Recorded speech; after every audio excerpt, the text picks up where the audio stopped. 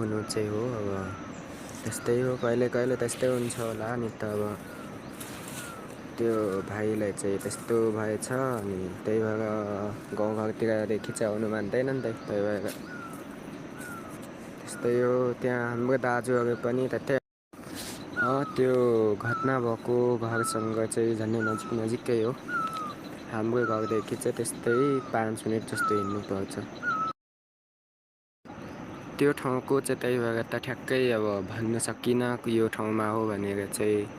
तर पैसा धेरै भएर मारेको चाहिँ होइन होला, त्यस्तै कम्पनीमा अब त्यो इन्डियनहरूले या भनौँ न नेपालीहरूले कसले मारेको थाहा पत्तो भएको छैन।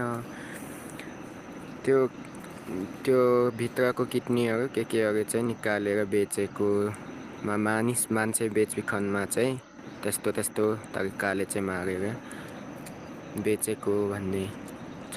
अहिले चाहिँ त्यस्तै भएको हो पनि, रियलै हो।